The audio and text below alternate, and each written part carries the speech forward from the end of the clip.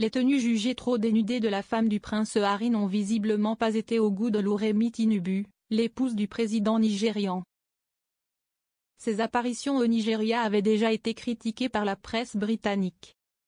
En déplacement dans ce pays de l'Afrique de l'Ouest au début du mois de mai dans le cadre de discussions autour des Invictus Games et de ses engagements humanitaires, Meghan Markle s'est fait remarquer en affichant une garde-robe particulièrement onéreuse estimée à 120 000 livres environ 140 000 €, selon le Mirror.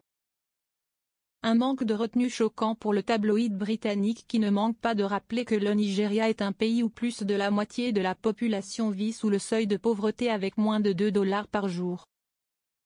Les différentes tenues de la duchesse de Sussex, dont certaines laissaient largement apparaître sa peau, ne semble-t-il pas échapper à Oluremi Tinubu, la première dame du Nigeria, lors d'un discours prononcé dimanche 26 mai à l'occasion d'un événement baptisé Célébrons les mères de notre nation. On n'est pas le mégala ici. La nudité est partout et les hommes sont bien habillés.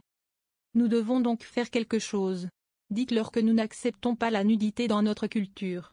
Ce n'est pas beau.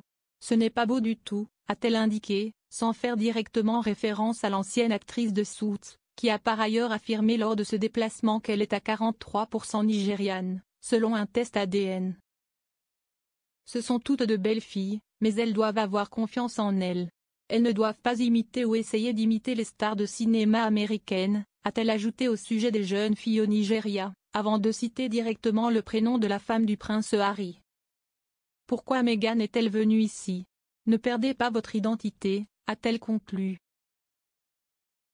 Plusieurs experts de la mode au Royaume-Uni cités par le Mirror avaient laissé entrevoir après cette visite que Meghan Markle avait enfreint le code vestimentaire dans ce pays à majorité musulmane, à cause de certaines de ses tenues qui dévoilaient trop de peau.